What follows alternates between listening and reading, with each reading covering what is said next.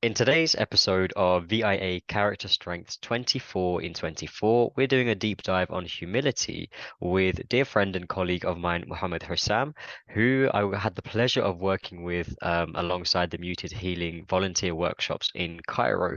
So, for those listeners who have been following the socials for a little while, you'll know that over the summer period, we took Muted Healing to Cairo to deliver workshops with the volunteers that are supporting Palestinian refugee families.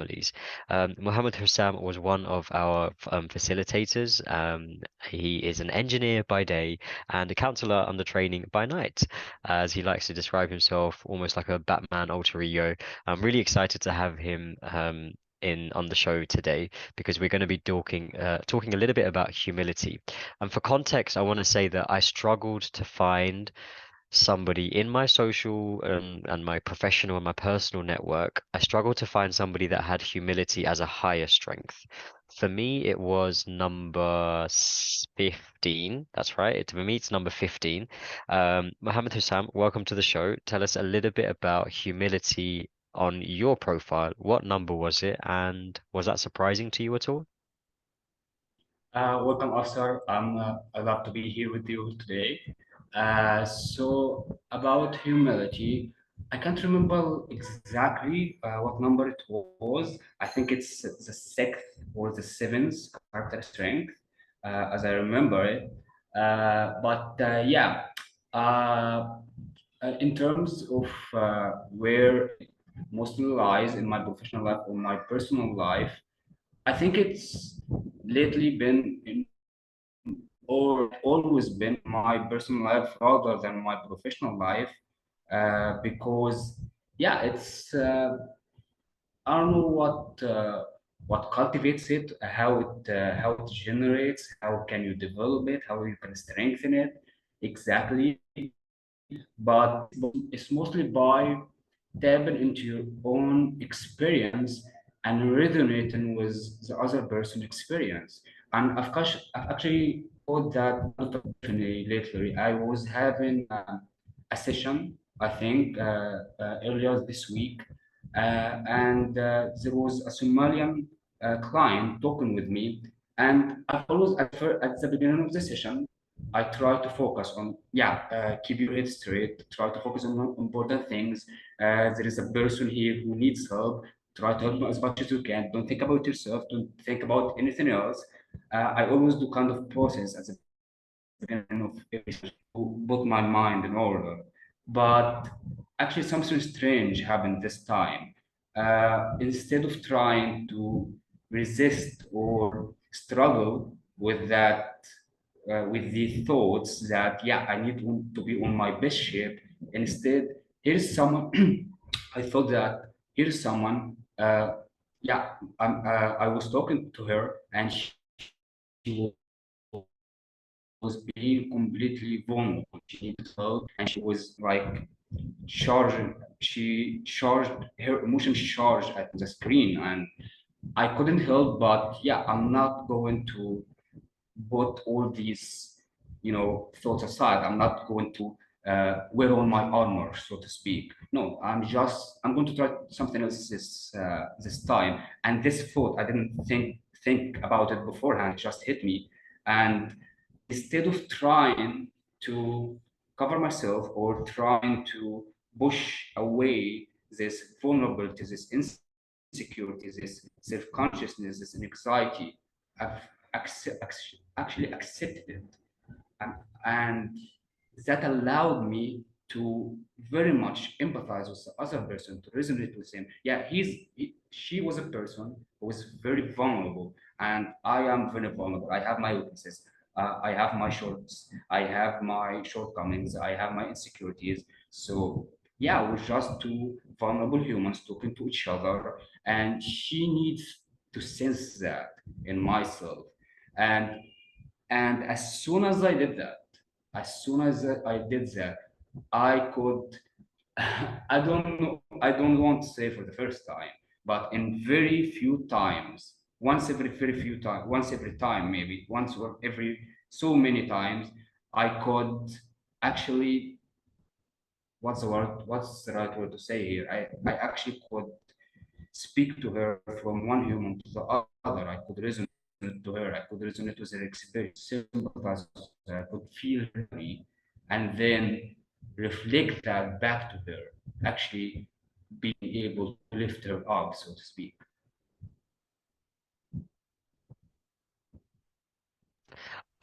Totally hear you. I think one of the things before I just do a little bit of a roundup, shall we try turning our cameras off just to see if the audio is a little bit more crisper and cleaner? I got everything that you were saying, but I think there was a bit of a Okay. lag. So let's try and do this just audio for a little while and Yeah. see if that makes a Right. difference. But what I'm really hearing from what you said was that humility is vulnerability and it can really open a human connection, especially for the line of work that you and I, we're both in similar lines of work.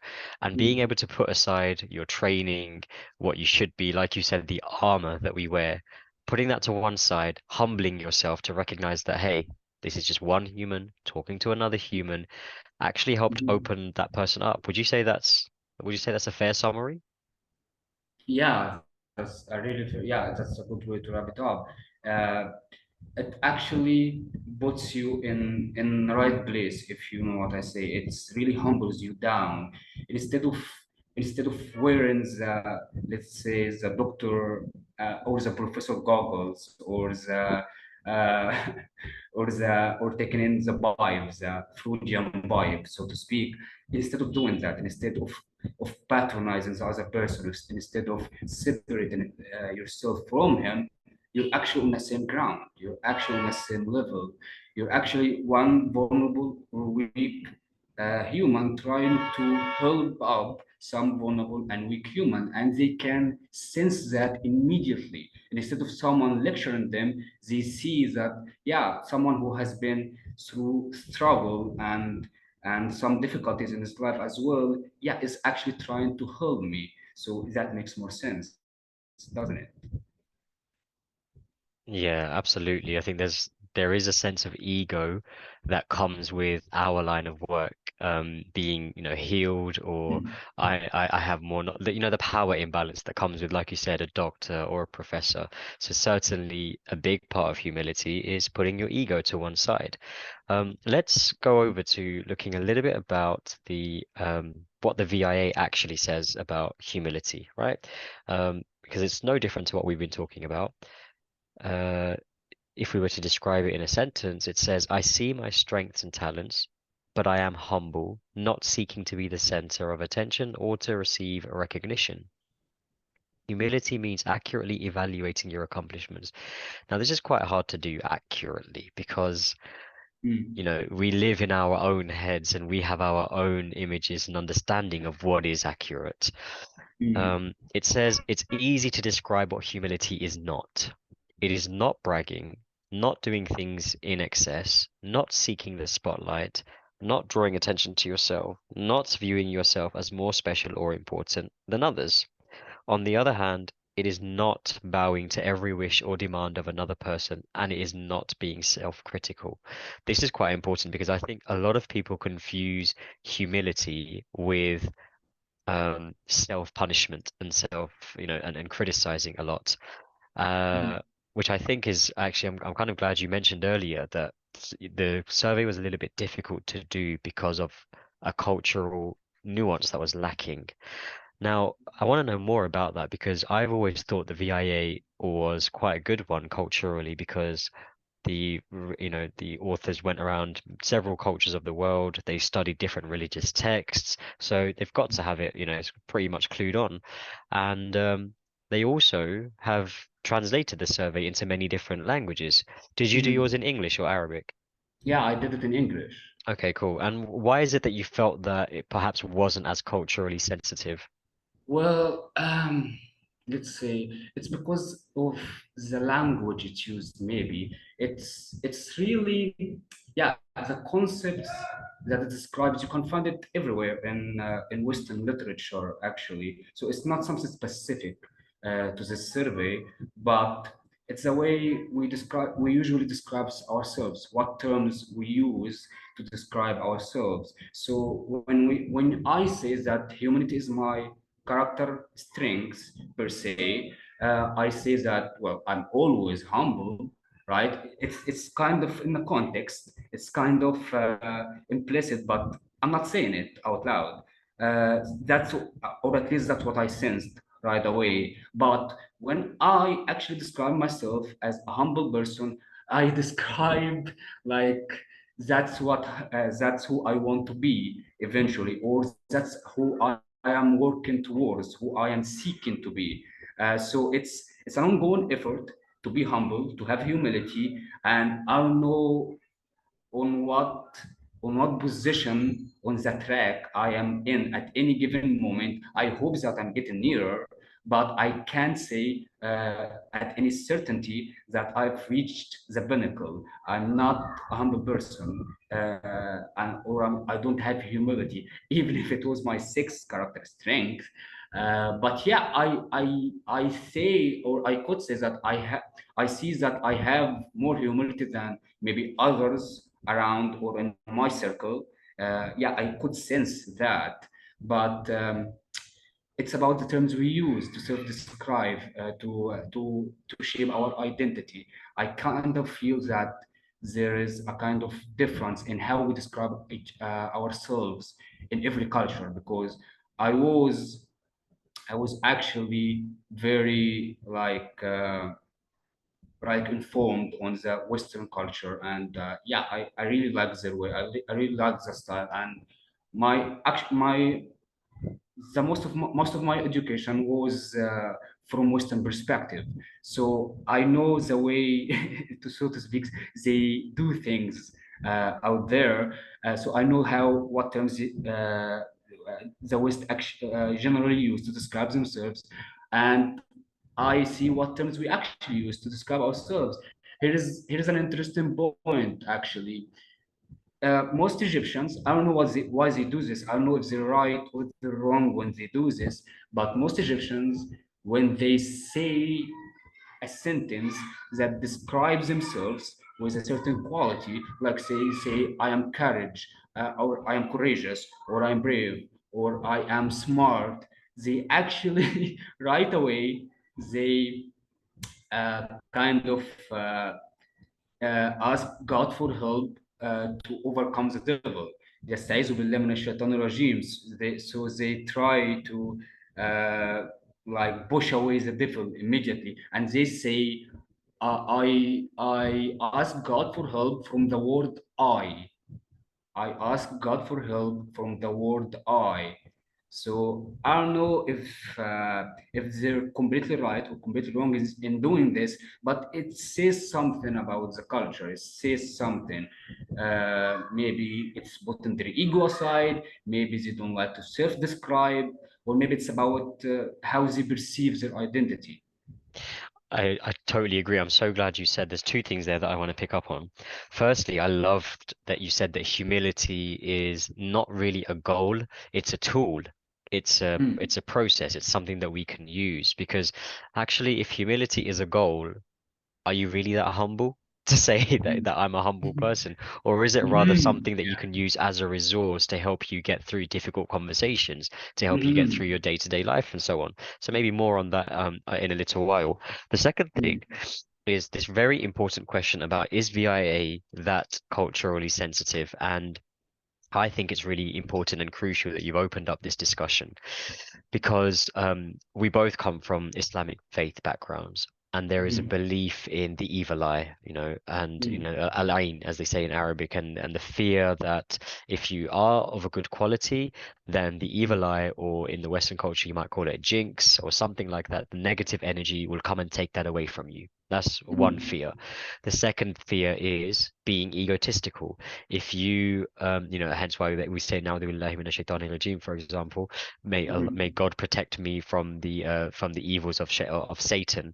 The reason why Mm. that is said after I would say, someone has said something good about themselves is to almost kind of balance out that energy. But in doing so, I don't know about you, but I find that that phrase, "أعوذ بالله من الشيطان الرجيم," there is there's a kind of negative connotation in that the thing that I have just said is bad. Dear God, protect me from that. Mm. Instead, what if we were to, and I don't know if this is a cultural thing, but certainly in my work with positive psychology, I've tried to be do it the opposite way around. For example, I am courageous. Alhamdulillah. Mhm. For Mhm. example, instead of seeking refuge from the bad stuff, why don't I just accept that I am this good thing and all praises to God because I am that thing? Mhm. What are your Yeah, thoughts on that in culturally? yeah, I actually do have some thoughts that not just culturally, it's really universally based on the phase that, like you said, we both have as our background. Um, yeah, the thing about isti'aza or asking God for protection from Satan or Shaitan, yeah, I think it's really important and really crucial here.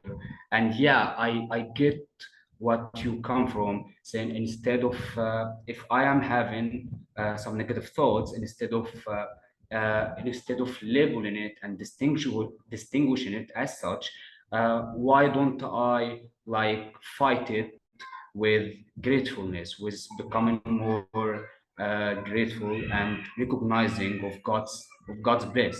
Yeah, and that's actually one tool to use to fight that negative energy or negative thoughts. But that doesn't always work, as of I realized. Why that? Because as we put it in our Islamic faith, well, Satan is not just an evil power, it's a malevolent power. It's a power that seeks always to deceive you. So, in other words, when you when you say that I am grateful, you could be right. You could say that I am grateful, and you conjure up that gratefulness and that God bless in your mind, and you ask God honestly for giving you favor or bless and being grateful for that. You could do that honestly, but we as humans don't always do that, and I could actually say we don't often do that. We say we are grateful, but we don't mean it. We say we are grateful in hopes that we become grateful, but we don't mean it. We actually seek to get rid as quickly as possible from that negative emotion. So by saying, in my experience, by saying "أعوذ بالله من الشيطان الرجيم," what we are doing here exactly is we are distinguishing and labeling some negative thought or negative feeling in our mind, that it is the result or the deed of Satan, Shaitan. And once we label that or distinguish that, well, we can take care of it. We can be careful from it, because, and that's what I actually meant by why Egyptians do that. It actually just came to me, just hit my mind. So Egyptians don't say that أعوذ بالله من الشيطان الرجيم or أعوذ بالله from the word I, God protect me from the word I, because they don't want anything to do with, well, self-describing or self-accrediting things. No, it's like it's a feeling, it's a sense, it's a sympathetic reaction. It's a reaction from our nervous system that tells us, well, you're kind of being egoistical at the moment, you're kind of being arrogant at the moment. Well, how about you recognize that, you acknowledge that, and label it so that it doesn't come at you from any other place, because that's what Satan in our face always does. It comes to us in all shapes. It tries to deceive us. So, well, it can come in the shape of gratefulness, and it can come in the shape of, well, greed as well. It would put any mask on its face to deceive us that we are being righteous when actually we're being self-righteous. So saying that we need both, actually we need to be grateful, we need to recognize that we're being grateful, and we need to recognize the work of the devil. We need to recognize that Satan is working hard to deceive us, that there are some troubling thoughts in our minds that we can't always pick up on, because they're kind of confusing, they're kind of vague, so we can't always pick up on. So we try our best to recognize them and label them so that they don't come at us from any other direction. Why is that? Because I think the mind can't. There is someone that I really respect actually who said that the mind can't deal in the negative. The mind can't uh, act in the negative. How is that? It can only act in the positive. So when we say I am grateful, yeah, we conjure up grateful images in our mind. But when we say, well, I don't want to be ungrateful, or I don't want to be arrogant, would actually conjure up thoughts and feelings of arrogance. Why? Because the mind is actually like a projector. It's a manifesting machine. When we say something, we feel it. When we say, and when I say to you, don't think of an elephant, you can only think of an elephant, right? So by saying "A'udhu billahi minash shaitanir rajim," we are reinforcing and actually that's what we believe in the Islamic faith. When we say that, we believe that says that God overcomes Satan's and Satan burns up. So we're not negatively reinforcing the devil thoughts. We are believing or actually going through the process of overcoming the thought. So it's still a positive thought, okay, but we're overcoming it, like we're overcoming a step or overstepping some hurdle or an obstacle. I think what I like there is the fact that, gratitude has its space, but actually sometimes if it's just lip service, then is it really gratitude? And then the Mm. other thing I have to say that I really took away from that is that um, saying "A'udhu billahi minash shaitanir rajim," i.e., acknowledging that there is some kind of negative force at play here, doesn't Mm. necessarily mean that you've embodied that negative force. What it actually Mm. does, I think this is quite crucial that you made a distinction. It Mm. distinguishes that there is a force, and that force does not have to be a part of you. You're asking Mm. God to take it away from you. And Mm. now it's up to the listeners, whether you come from a religious background or not, to refer to this force as energy, Yeah. Satan, Yes. devil, the ego, whatever it is that you subscribe to. The point Mm. in saying such things like manifesting these du'as or these prayers is that this ego, I've said something good about myself. I am courageous. A'udhu billahi minash shaitanir rajim. Oh Lord, take it. If that was from my ego, take it away. If that was based Mm. in fact, then you know what? Alhamdulillah, like that's good kind of thing. So I Mm. liked that distinction and that elaboration you gave on it. Moving forward with that understanding of humility, we see that a common misconception is that humility involves having a low self-esteem, a sense of unworthiness, a sense of, self-focus, etc. But that's, as we've just established, not necessarily true. Humility, true humility, involves an accurate self-assessment, Mm. recognition of limitations, keeping your accomplishments in perspective, and forgetting of the self. And I think this one's quite crucial because a lot of VIA character strengths work is about providing a service to others, or rather being the strongest version of yourself so that you can understand how you fit in this big fabric of life where you are part of a humanity, the human race, and giving back to other people. So would you say in your professional or your personal life that humility has served you in a way that has helped your career or your personal life, where you have established or bettered your relationship with others? Mhm. Yeah, I think in both actually it has served me greatly. Why? Because, well, when you sense the vulnerability in other people, and I think that's another definition of humility actually is sensing the vulnerability in you of yourself in other beings or in other people. uh, it actually strengthens your relationship and your ties with other persons. So he can tell you more about himself without fear of being judged, or being patronized by you, or being looking down from your perspective. It really strengthens in your ties. People love to flock to that person who can taps into their personality, into their mind, and speak to them from the same level rather than from a higher place or on their high horse actually. uh, in my personal life, if I were to think about it, yeah, it has served me greatly. Actually, I have an example here, a really good example.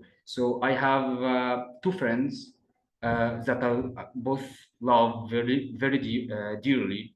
One friend is actually, let's say, more devoted to his views. He's really religious and more devoted to his views. And yeah, he does great work, and I really respect him, and I really love him. And there is this other friend who isn't as devoted and isn't as religious, but he can really, uh, let's say, sympathize with you. He can relate to you in many ways that the other can't. So I kind of play a common partner to these two friends. So the first friend, the more religious friend, well, let's call him the devoted one, the devoted friend, or maybe let's give him a name, an ex-friend. This ex-friend, the more devoted one, when he talks to my other friend, my Y friend, he actually,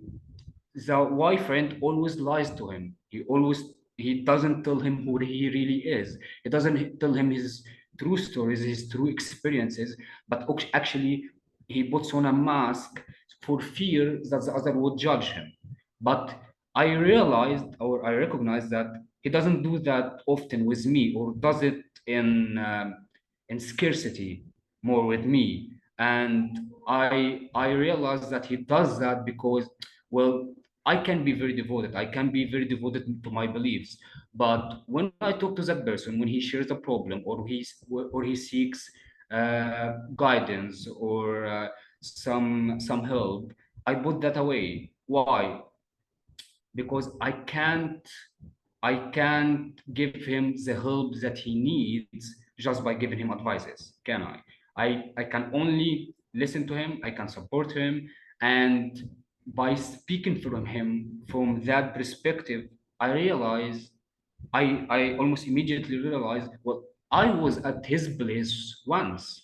I was at his exact same situation once, but my self-righteousness or my ego, because I overcame that, well, doesn't doesn't give me access to these memories, so to speak. So I see myself like, yeah, I'm over that. I'm more mature now. I'm a bigger man now, and you don't need to act like a child. Yeah, you need to grow up too. I don't say that, but I realize that's what my ex-friend is telling him implicitly. He's telling him, well, yeah, you need to grow up, you need to be more mature, even if he were like the same person as Y a few maybe months ago or years ago.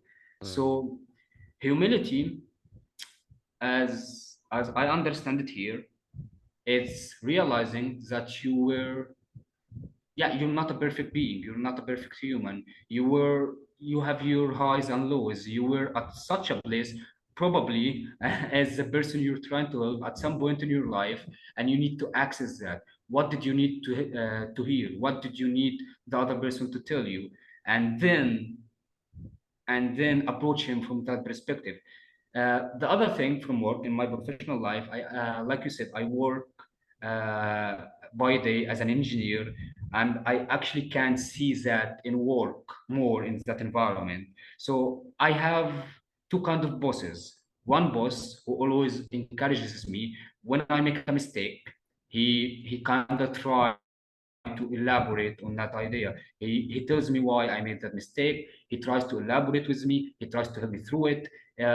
He doesn't mind reiterating the solution over and over again, like 10 times. And the other boss, he's always complaining. He's always on my back. He's always trying, yeah, you shouldn't have done that. Or, yeah, it's a really bad mistake. So what I realized when I make the comparison between the two bosses, it's really about humility here.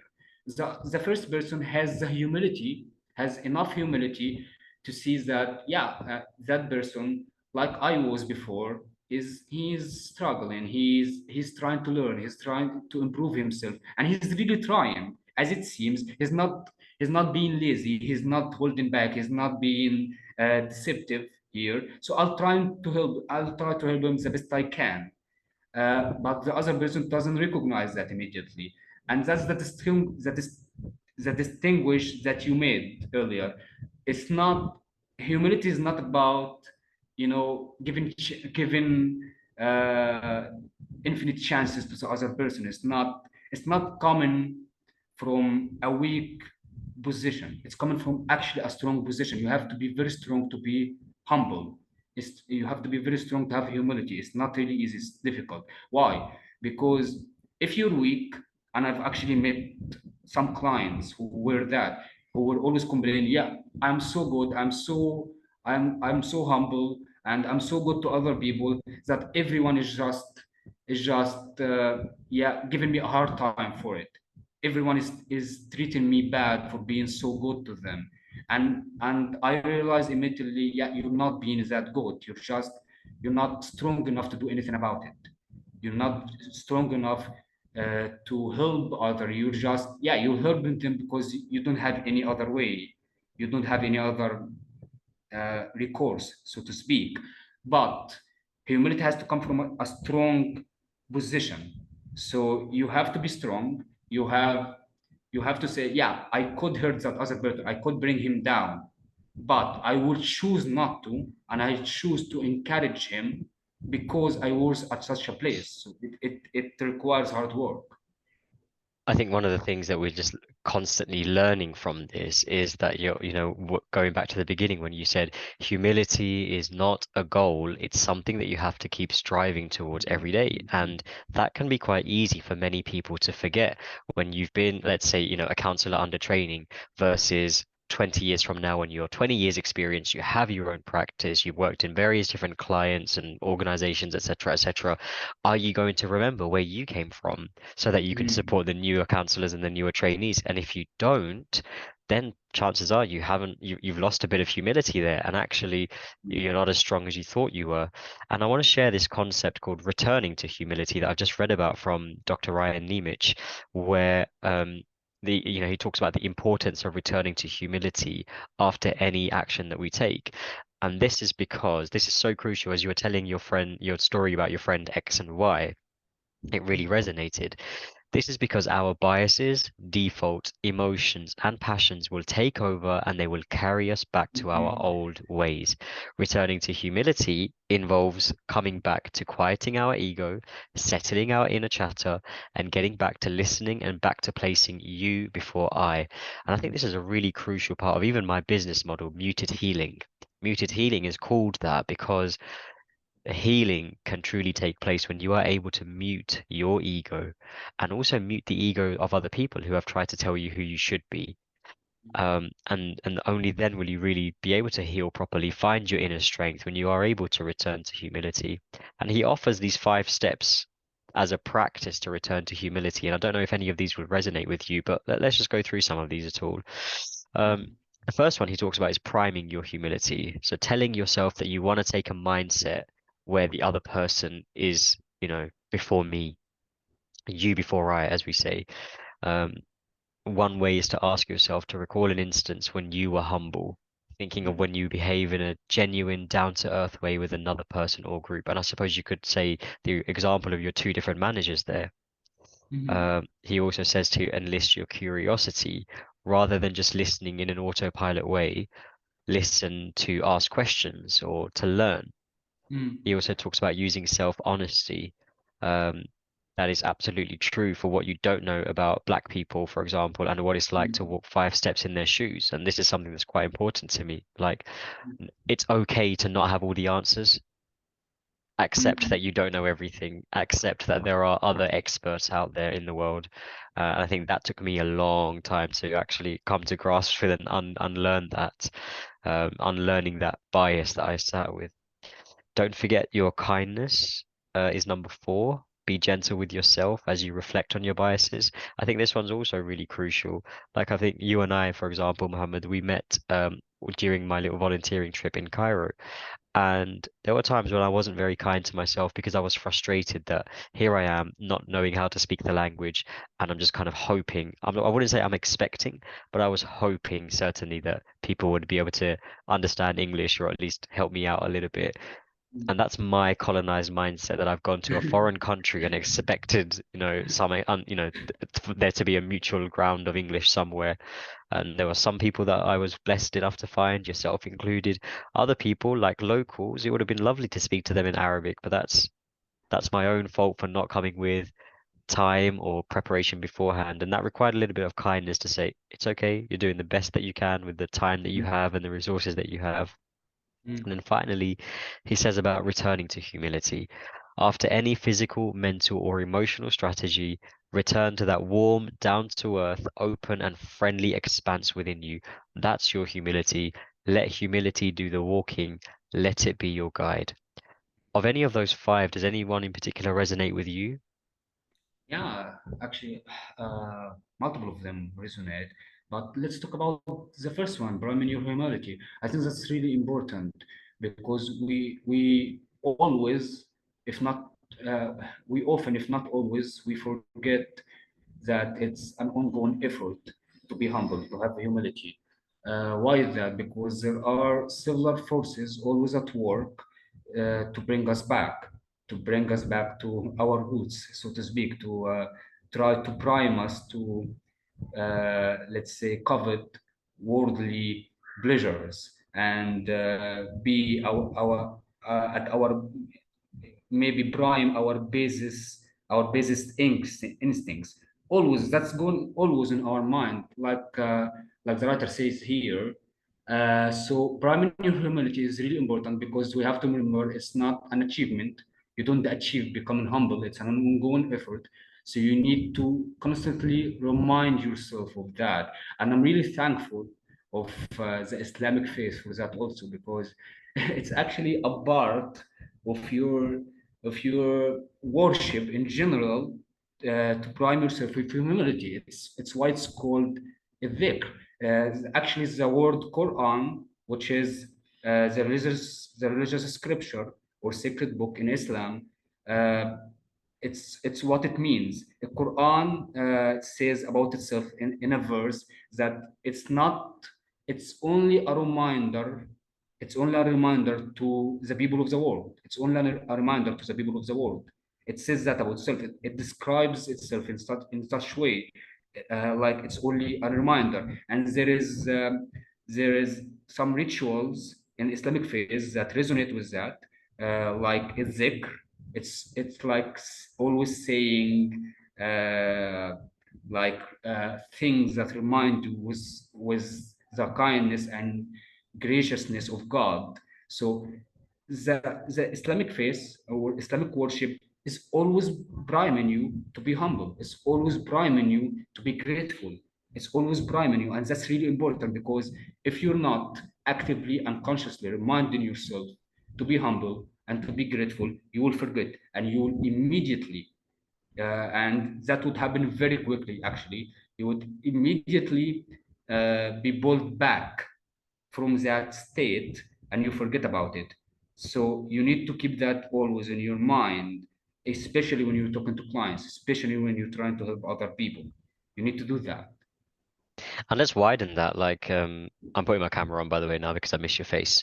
Okay. But it's not even just about clients, is it? It's about, like you said at the very beginning, humility is vulnerability, is strength, and it can open human connection.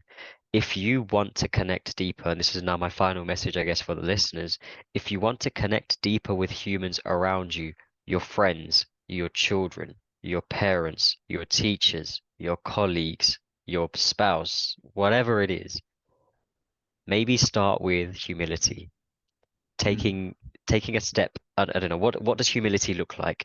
Let's put some practical examples to this.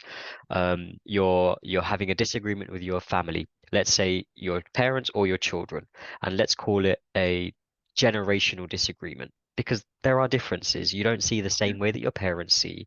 You don't see the same way that your children see. Which one resonates with you? All right. Now, when you are having that disagreement, dear listeners, when you are thinking about that frustration, why don't they just get it? Why don't you try priming your humility, and why don't you try taking a step back?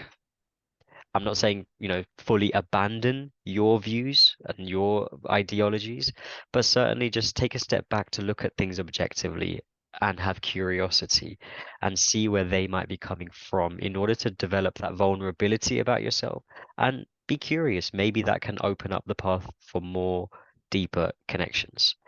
Um, Mohammed, it's been a really eye-opening conversation for me, actually. I've learned a lot here. I wasn't actually sure what I was going to learn about humility just because I wasn't sure how much it plays a part in my life. And I realized that obviously it's very closely linked to spirituality, our faith backgrounds. Um, for me, I'm certainly going to be taking away when I am saying something good about myself, am I just doing lip service with gratitude? Should I actually balance the energy out in a different way and pray to God to take away my ego from that statement and take away any remnants of the shaitan from that statement? That's going to be my biggest takeaway that I'd like to challenge myself to stay accountable towards whenever I'm having those conversations. Do you have any final reflections or statements or anything like that that you'd like to share? Yeah, actually, the latest the last example that you talked about, it's about having generation differences, how to apply humility at your home or going through your daily life. I've actually had I told you before we started this podcast that I had some troubles with my family, and it's actually what you exactly described. I was having some disputes with my parents, and there were some generational differences involved.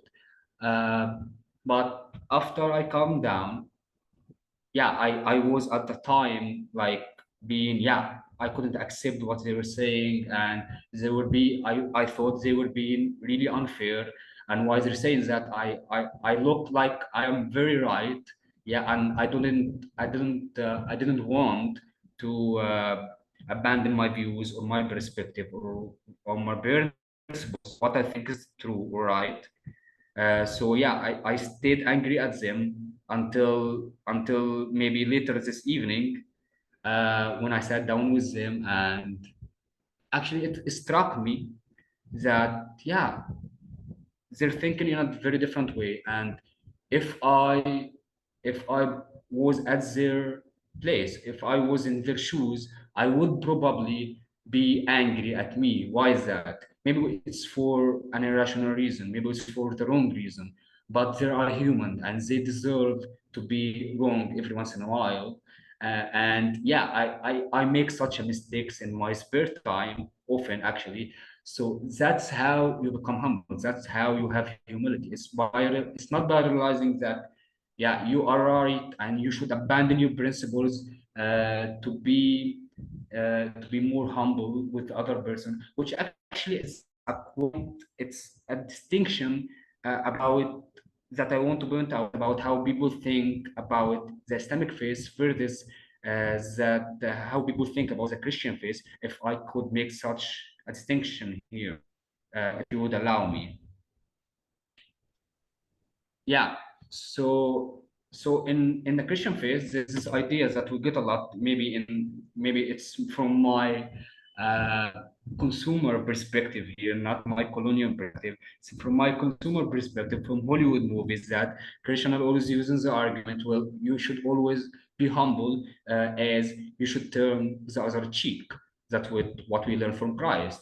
Uh, I've actually talked to someone who was really struggling from that presupposition or struggling from that belief because he was very wronged in his life and he wanted to take revenge, and he didn't understand why Christianity disallowed that or didn't allow that, and he was like uh, he was he was saying good things or saying positive views about the Islamic faith, about how he allows that we are allowed to take, for instance, an eye for an eye, and an eye for an eye and a hand for a hand kind of thing. But yeah, the Islamic faith actually says some very interesting thing about that. It's what, yeah, when someone wrongs you, you should have your payback, so to speak. So if he would spoil an eye for you from you, you should have the right to spoil an eye for him. But God says at the end of that verse, or in the following verse, that those very few of you who would be humble enough to forgive the other person would have more, let's say, more payback, more a bigger prize. Okay, so he doesn't exclude, well, having your payback, but he's placing a higher price on those who would have enough strength to resist that, even though they could take it, not from a Mm, weak place, but from a strong position. Even though they could take it, but would forgive the other person, would be so gracious to them, so they would take double the payment, or double the payback, double uh, the price. So yeah, it's a really interesting things that I wanted to share here as no, my that is last beautiful. statement. I'm glad you shared that because it's showing that there is room for both. If you Mm, are vengeful because that's your way of exercising and expressing that anger, frustration, etc., that's okay. But mm, also, so is humility, and actually, that's more than okay. And exactly. it's almost like, you have a choice here. You won't Mm, be punished either way. You have a choice, but one is better than the other, and that is generally tending to be humility. And if we were to take it back to that conversation about, the parents, for example, you have a choice here. You can either retaliate, get angry, mm, or be frustrated, or you can choose to be humble mm, and quieten the ego, take a step back, recognize their perspective, and you know which one's going to be better. It's going to mm, be the latter because it gives you time to think about it. You go back, and I really just want to end on something that you said again is so poignant. You dropped these little gems when you said they deserve to be wrong. mm, And I think that choice of language is so beautiful because we put people, and especially our parents, for example, on such a high pedestal because they're meant to know better than us. They're more experienced in life. They're meant to have it all sorted out. That mm. may be true to an extent from birth to like 10 years old. After that, you develop your own mind and you develop Yeah. your own ideologies. And then you realize, yes, they're still my parents, but they're very human and they have got it wrong sometimes and they will continue to get it wrong sometimes. And that's okay. They deserve to be wrong because they deserve the human experience just like you deserve that human experience. I think it's a beautiful choice of language there that I'm also going to be taking away with me. So, thank you once again, Mohammed Hussam, for spending this evening with me, for dropping these very insightful stories and gems. And I'm really looking forward to getting this out for the listeners to hear. Um, I'm sure I'll have you back at some point, and hopefully, I would love to see you again in person. It was a beautiful time that we spent together in Cairo, a beautiful partnership, and would love to see what we can do to collaborate in the future. So, yeah, thank you so much again. Thank you so much, Afsar. I really love being here. Yeah, and I hope we can do it again very soon. Thank you so much for having me today.